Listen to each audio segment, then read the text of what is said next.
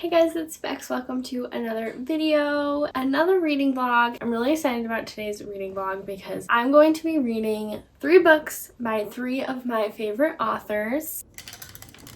That is not what I meant to say. This video is not me reading 3 books by my favorite authors. This is me reading 3 books that my favorite authors love, or their favorite books. So, just wanted to clear that up. You'll see that throughout, but I don't know why I said that. And I'm filming this intro a little bit after I have started 2 of the books, and the reason I've started 2 is because I'm listening to one on audio and I'm reading one physically, but I have filmed myself like reading and listening to it. I was just listening to the audiobook while I was getting ready. That book is Dark Matter by Blake Crouch, and the author that I love, who also loves this book, is Taylor Jenkins Reid. She is one that I haven't read a ton of books by, but I have read 3 by her. I've read Malibu Rising, Carrie Soto's Back, and Daisy Jones and the Six. I will put the screen recording of where I saw that this is one of her favorite books on the video for you guys so you can see that. And I was really excited to see that was one of her favorites. It says recent favorites, by the way. It's kind of hard to find articles or videos or whatever where an author says, like, these are my top 3 favorite books of all time, you know? So I tried my best, but I was really excited to see this book on the list because I read Dark Matter by Blake Crouch. I can't even remember. Was it last year or the year before? I think it was last year, and I really liked it. I think I gave it like a 4.5 star rating, and I've heard equally as good of things about this as Dark Matter, so I was very happy to see this on her list so that it gave me an excuse to read it. And I am listening to it. The audiobook, I will say, isn't like anything super special in my opinion so far. I don't think I love the female voice actor. So this book follows 2 main characters. This guy who works for the New York Police Department, I think. Hi, Sammy. You're just always in my videos. You're an attention hog, aren't you? What was I saying? Being a police officer, he one day at the beginning of the book has to go and investigate this potential suicide attempt. Basically, there's this lady up on this really high building that is about to jump, and he has to go and try to basically talk her out of it. And through this whole scene, kind of, you learn that there's something in this world called FMS, aka false memory syndrome, and this lady has it, which is kind of why she is just really depressed, because basically all of a sudden someone gets all these memories in their head that they don't remember happening, but they are memories in their head like they really did happen, but they don't equate to like their life currently. Like someone in the memory will have been married to a different person and had a kid, but in like their real time, real life now, they don't have a kid, they're married to someone else. So it kind of messes with them. And then the female main character is a scientist basically, and you are following her in the process of making this chair device thing. And her goal for this device chair thing is to hopefully kind of end dementia with memories. That's all I'm gonna say about it, because I've read the summary before, but when I started this book, I hadn't read it in quite a while and I couldn't really remember what it was about. And it's really interesting. I am 50% of the way through, by the way. Forgot to mention that. And it's kind of like, if you don't know, Blake Crouch writes like sci-fi. Obviously you can tell this is sci-fi, but think of it like time travel, but with memories. But yeah, so far I am really enjoying it. There was a couple moments you guys will see that when I was getting ready before this, I was listening to it and it just like clicked. Something clicked in my head. Like, oh my gosh, this is what that means. That one I'm really enjoying, and then I'll just talk to you guys about the other one that I'm reading as well. And that one is this book called 6 Crimson Cranes by Elizabeth Lim. And this is none other than my Stephanie Garber pick. If you can see right above me, I have the whole Once Upon a Broken Heart series up there, 2 editions of A Curse for True Love. I have the Caraval All series all out in my living room with 2 editions of Spectacular. And I also have the special, I think it's like a special Barnes & Noble boxed set of Once Upon a Broken Heart coming when it releases in like, oh, is it June? That's like literally tomorrow. Or is it July? I can't remember. If you can't tell, I love Stephanie Garber. And again, I will also put on the screen where I saw this book recommended by her. And if you can see my bookmark, I am, I don't know, probably 40% of the way through, 35%. This book is a little bit longer. It's like 450 pages. It is YA though, and the text is pretty big, so I'm reading it pretty quickly. And I believe it is a duology. I never heard anyone talk about this book, so that's always kind of fun and exciting because you really don't know what to expect. Although it does have a decent amount of ratings on Goodreads, and honestly, it has a pretty high star rating on their average star rating. I think it's like a 4.2, so pretty good. She does happen to have a blurb on it. She wrote, "A dazzling fairy tale full of breathtaking storytelling." So yeah, this is kind of like a reimagining of these, I can't remember. It's like a reimagining of some sort of fairy tale that I'd never heard of. Basically, we're following our main character, Shiori, I think is how you say it. And she is the princess of her kingdom. She has 6 brothers, and it's her betrothal ceremony day. But before she gets betrothed, she kind of loses control of her magic. So one of the fantastical elements in this book is that she has magic, which in this kingdom, magic is really kind of looked down upon and also really rare. So she keeps it a secret from pretty much everyone. But something happens with that, and it catches the attention of her basically evil stepmother. Classic. Raikama. Again, I don't know if I'm saying that right. And guess what? Raikama is also a sorceress. She has magic too, and Shiori learns that, and she doesn't want it getting out. So to keep Shiori and her 6 brothers from saying anything, she curses them. She curses her 6 brothers into cranes, and she curses Shiori to never speak another word. For every word she speaks, one of her brothers will die. So yeah, she basically wakes up somewhere else, lost and alone, and her brothers end up kind of on this adventure, which is kind of where I am now in the book, to try to defeat Raikama and save their family. I am liking it so far. It's interesting. It isn't like blowing my mind, but we will see what happens further on. Oh, and also there's supposed to, I think, be kind of a subplot of romance. We haven't gotten that at all, and I have a feeling that that might kind of leak into the second book. I think I know who the love interest is because it says in the summary, "Only Shiori can set the kingdom to rights, but to do so she must place her trust in a paper bird, a mercurial dragon, and the very boy she fought so hard not to marry." Also, that reminds me that yes, there's a dragon in this that is also like a human, which is really interesting. And then her paper bird, one of, the things she can do with her magic is like bring things to life. And so she has this paper bird thing that she folded and made, and it just came to life one day, which is how she found out that she has magic. And she can like hear the bird's thoughts in her mind, and the bird Kiki can hear her thoughts, which is honestly really helpful because again, she can't talk. So really the only person she has to talk to, not a person, is her little paper crane Kiki, and she is super tiny. I think I explained her as like the size of a dragonfly, and she's really cute and I like her. Thank you for laying on me, Sammy. I was cold. I'm keeping you warm.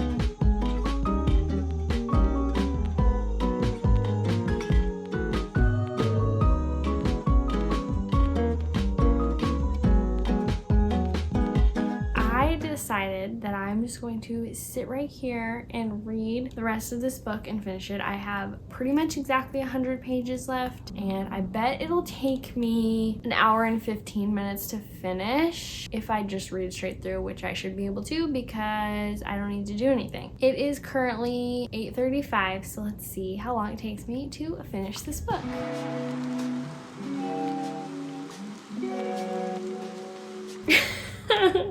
One of the things about this book that I actually don't think I told you guys, basically our main character, Shiori, when she gets cursed by her stepmother, like I told you, also one of the things that her stepmother did was put this bowl on her head. This bowl on her head is basically covering her eyes and pretty much makes her unrecognizable somehow, to the point where even her family wouldn't be able to recognize her. Also, this bowl is stuck there because of the curse, and every time they mention that, I just crack up because she just has this bowl on her head. She can see though, it's not covering her vision, but it's covering her eyes when someone else is looking at her, if that makes sense. And so, for example, this first sentence of this chapter I'm on says, "Except for the bowl on my head, I almost looked like my old self." It just made me think of how funny it is that she just has this bowl on her head. Anyway, I'm wasting precious time because I really want to finish this book tonight, but I also want to go to bed before 10, which means I have to start reading right now.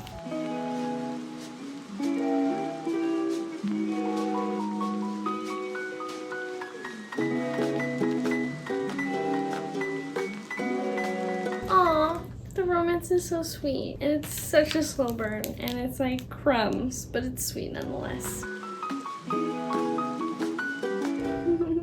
I love the way that Elizabeth Lim doesn't make the romance, and again, that is not the point of this book at all. She's kind of explaining to herself, I guess, what she likes about him, and it's not all about his looks. It's really how she got to know him, and that made her like him. And I just appreciate that because I think sometimes books focus so much on the physical. It's getting dark. I can't see my book very well. It has been exactly 1 hour, and I think I have 24 pages left.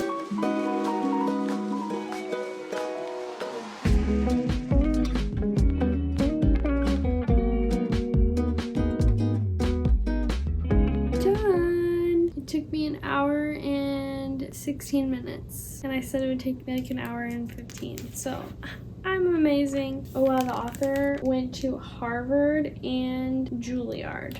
That's pretty impressive. Alright, I'm tired. 10 o'clock is my bedtime, and it's almost 10, so I will see you guys when I start my next book. Alright guys, it is the day after I finished this book. I'm so excited to start my new book, but first, I want to update you guys on one, Recursion by Blake Crouch that I'm listening to, and because I haven't talked about that one since the beginning, and my final thoughts on 6 Crimson Cranes. So I was definitely probably the most excited to read this book because of the fact that Stephanie Garber loves it. It also sounded right up my alley because it is young adult. I love young adult. I love fantasy. I love subplot of romance. And I love a good duology, and this is the first book in a duology. And I did really like it, so I'm going to end up rating this book 4 stars. The fantasy world is really easy to understand, easy to get into. It kind of jumps straight in, and you're never confused, which is nice. And that's another thing I love about young adult, because usually it is pretty easy to understand. The premise is definitely not just a copy and paste of so many other fantasy plots, worlds, all that. It was pretty unique. And not only was it a unique premise, but I also thought that it was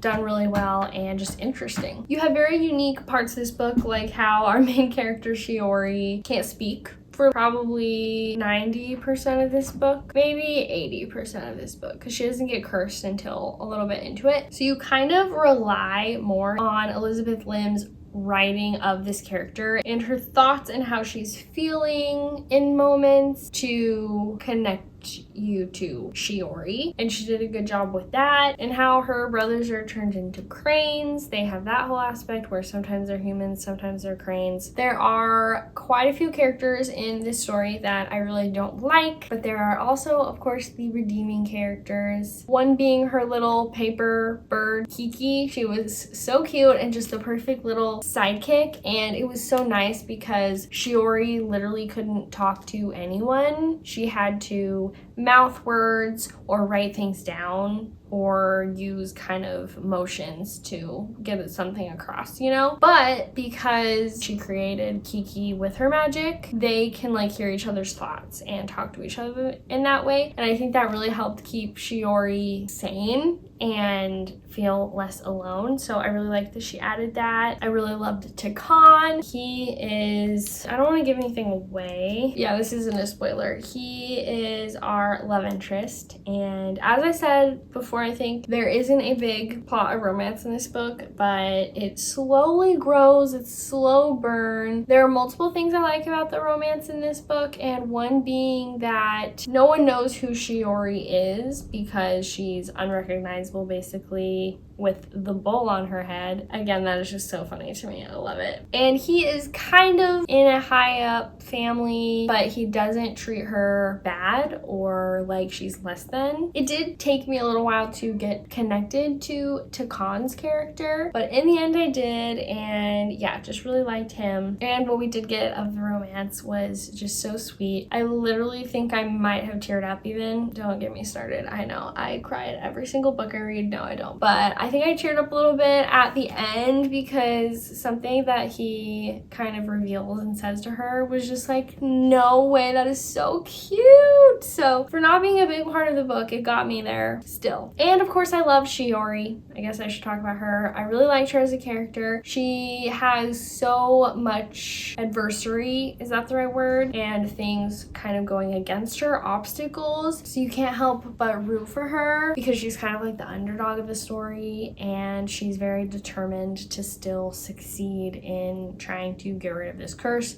especially for her brothers and for her, of course. But she loves her brothers more than anything, and that was really sweet as well. So I think that's all I have to say. I will probably be continuing the series because there is only one more book. I am not in a super big hurry to do that, but then again, maybe I should be because I am in the middle of a lot of series. I try not to let this affect me and my reading, but I have seen that the second one has quite a bit lower of a rating on Goodreads than this one had. This one had a pretty high rating, like I told you guys, like a 4.2. So that always kind of deters me, even though I try not to let it. But that's that book. And then real quick, these updates are so long because I'm talking about like multiple books at a time. Recursion by Blake Crouch. I can't remember. I think I'm like 80% of the way through. However, I was listening to it yesterday on my way home from work, and I ran out of audiobook listening hours on Spotify until like 2 weeks from now. So I definitely want to have this video up by then. So I went on my Libby, and it has a 2-week wait for the audiobook. However, a lot of times when that happens, you end up getting it sooner than it says. So I'm really hoping that I will get it through my Libby before I finish the last book that we're reading in this video, because the last book we're reading is kind of short and I'm honestly really nervous. And that is This Is How You Lose the Time War by Max Gladstone and Amal El-Mohtar. So it is short, which is good. That makes me a little bit less intimidated. It's how long? 200 pages. And the author that I really like that also loves this book, and I will again put it on the screen. She posted a TikTok a while back of books that she will never stop recommending, and this was one of them, and that is actually what got me to buy it. And then it's funny because I've had this book for a while now, and then all of a sudden I started seeing people on like BookTube, BookTok read it or talk about it at least, and I was like, that's really weird because I've never heard anything about this book before. But you know how that always seems to happen somehow. And yeah, if you can see right here, I have the whole Powerless series, and that's like a 4.5-star series for me. That is, of course, the only books I read by Lauren Roberts because those are the only books she's ever written.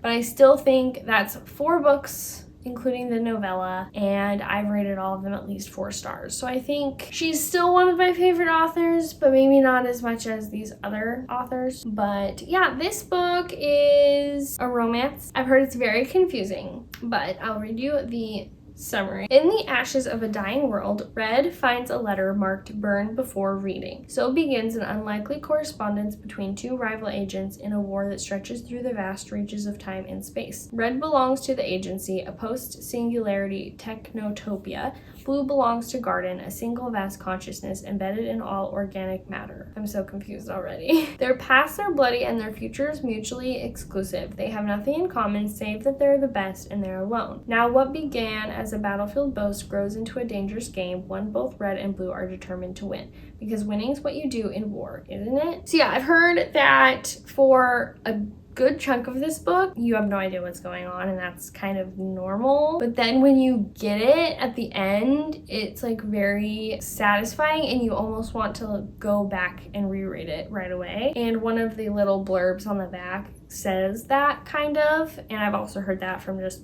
other people. A twisting, sapphic time travel fantasy love story that never stops surprising. Readers will reach the end and want to turn back to the start. Hoping that I will really like it. I've heard that it's either one of your favorite books or you just didn't like it or didn't understand it or get it. So hopefully I'm the former.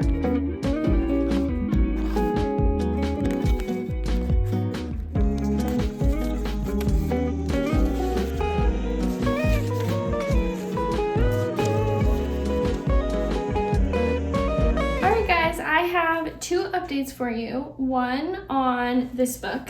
This is How You Lose the Time Warp. I am a little bit over halfway through, like barely. I'm on page 112 and there's 200-ish pages. And then I also have finished Recursion by Blake Crouch. I think you're really crooked. Hold on. Is that better? I did in fact get the audiobook through Libby like the next day after I think I told you guys that I was trying to get it. So that's good. I listened to a good chunk yesterday and finished it today. So because I'm almost done with this book too, I think I'm just gonna wait till the end of this video to tell you guys my thoughts on that book, and I'll just do this book at the same time. As for this book, my update on it, which I almost didn't do one, but I don't know. Even though it is short, I thought I still probably should.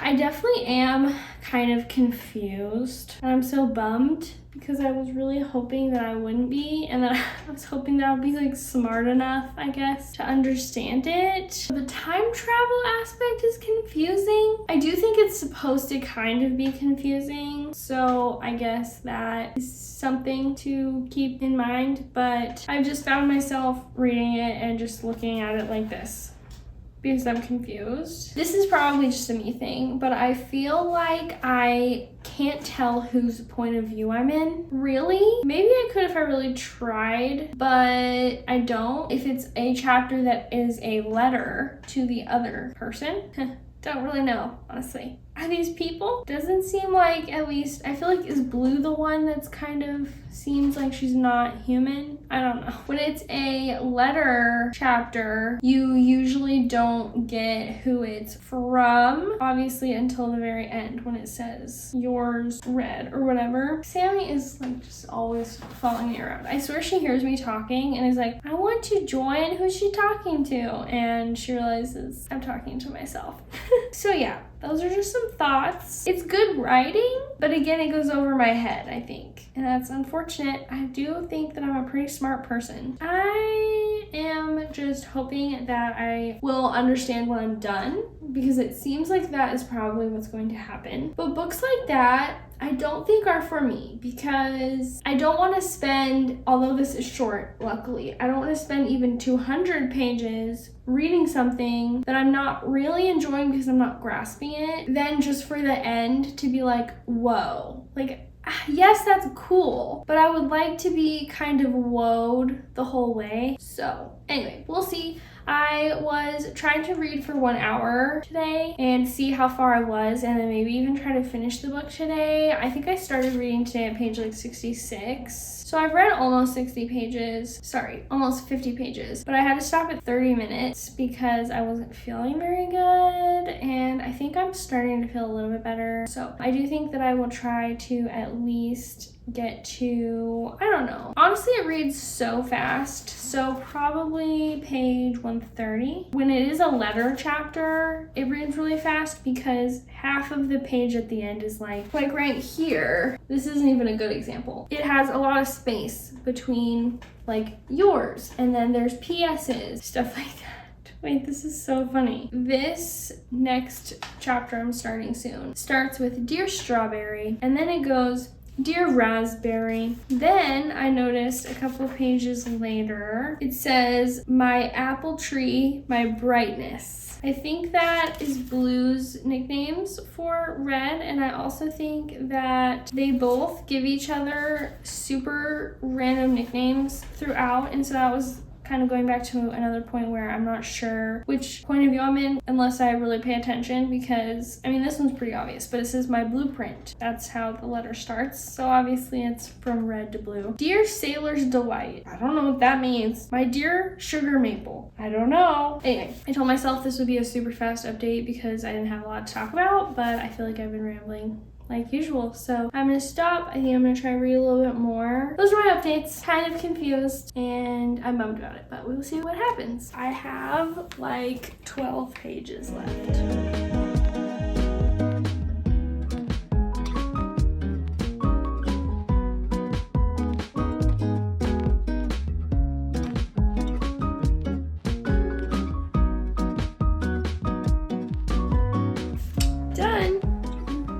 Okay guys, I want to talk about This Is How You Lose the Time War and Recursion at the end. I finished this. Oh, I'm freezing. There we go. Yeah, I finished this like an hour ago and I still don't really know what I thought about it. I just did my rating breakdown, so I know what I'm rating it. I guess I'll just start with that. I think I'm going with a 2.75. I don't know. It's one of those books where if I were to put it in a like tier ranking thing, because I have done that before on my channel, it wouldn't be in the I should have DNF'd lowest tier, but it would be in the not for me tier, because I think it's a good book. I just don't think it's for me, unfortunately. I did start enjoying it more after I had updated you guys last time when I was about page 110-ish. I feel like it starts picking up around that point. So I think that helped, but still, I just don't think it'll stick with me at all. Unfortunately, I don't want to reread it, even though the blurbs and Lauren Roberts in her video, I think, said this too, kind of in a way. Readers will reach the end and want to turn back to the start. I can totally see how you would feel that way finishing this book, because you are kind of confused most of the way through, but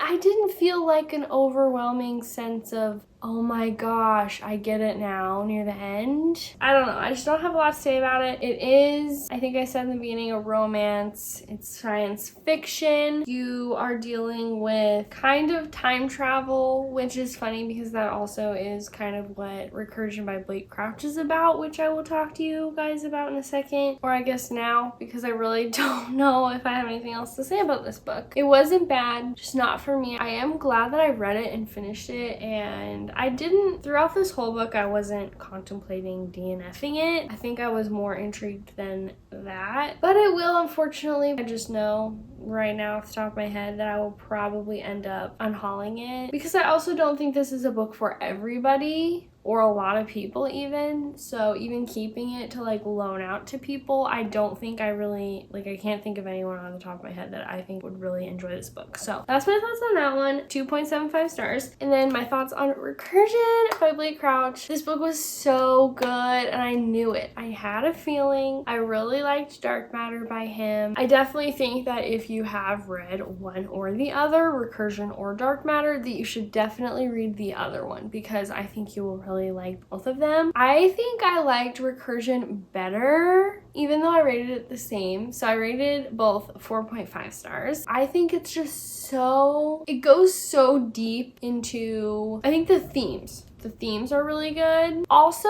I swear this happens to me sometimes. Sorry, I'm like was just saying something and now I'm on a totally different train of thought. But I have been watching the TV show 11/22/63 that's based on the book by Stephen King, which I also read last year. And that deals with time travel as well. And they both, Recursion and that, kind of both have the themes of like, what would you do differently if you went back in time, or would you risk going back in time and possibly making things worse in the world just for your own gain and to like see someone that you loved again, or I don't know, something like that. So kind of funny that I read that book and watched that show like at the same time. Obviously they're not the same, but they're both sci-fi kind of and have similar themes and stuff. But I loved that about this book, and it was a little bit like over my head sciencey at times with I guess just keeping up with the timelines and where we were when and stuff, because it does just jump around a lot because that's the point. But it's kind of dark. Like the opening scene starts with one of our main characters, Barry. He's a police officer and he gets a call to go investigate a lady that is like on the top floor of a building, kind of about to jump. It starts with that scene, which is just like, whoa, okay. So that's kind of like emotional and dark, and I don't want to give spoilers, but it deals with a lot of death, I guess I'll just say, and grief, regrets, and forgiveness, and yeah, it just has a lot of kind of deep themes to it, and I just really loved it. And I definitely want to continue to read Blake Crouch. I really want to read his Pines trilogy, I think it's what it's called, or Wayward Pines, because I've heard that's really good as well. So let me know if you guys have read that and your thoughts. But yeah, you know, we had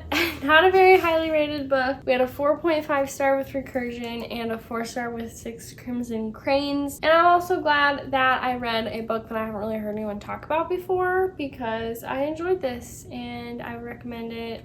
I would definitely recommend 2 out of the 3, maybe even this one depending on your taste. And if you kind of like speculative books like this, is that how I would describe this maybe? But yeah, this was so fun. I definitely want to do like a part 2 to this video because I have some other favorite authors that I have also already researched their favorite books and they seem interesting. So let me know if you'd like to see that, and I will see you guys in the next video. Bye!